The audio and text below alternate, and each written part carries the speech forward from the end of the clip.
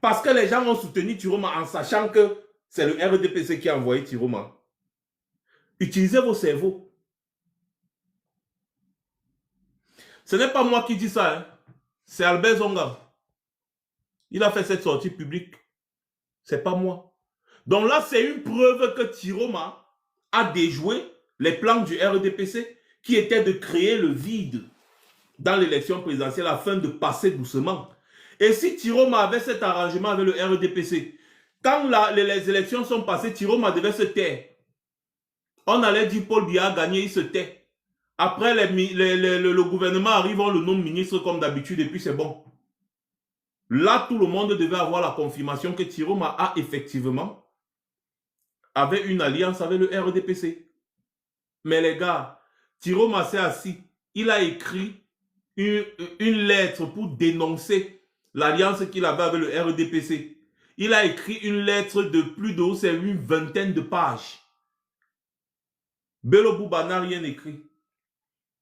Il a écrit une lettre de plus d'une vingtaine de pages pour dénoncer ce qui se passe au sommet de l'État. C'est Tiroma qui vous a dit, confirmez ce que nous on vous disait ici tous les jours, que c'est Chantal Biya qui dirige le Cameroun. Et lui, il n'est pas d'accord avec ça.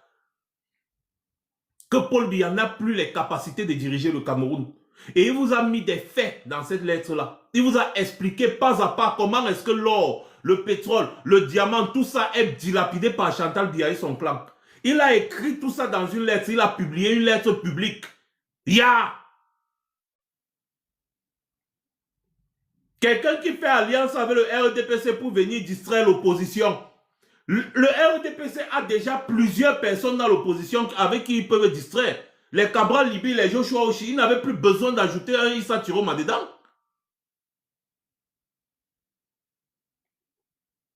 C'est quand Issa Tiroma a revendiqué sa victoire que j'ai compris que là où il est là, il n'était pas dans une alliance avec le RDPC.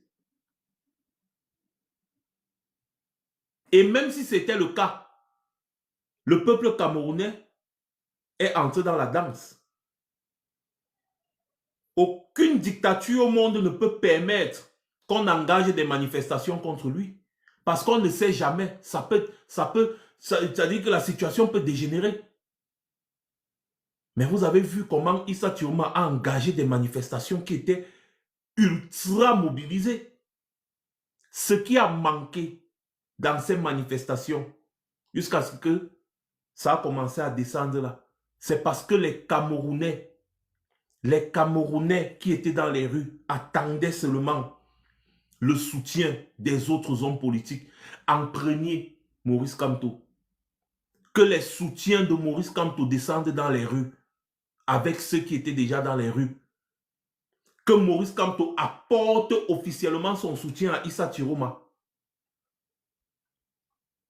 Ça allait être autre chose. Ça allait être autre chose.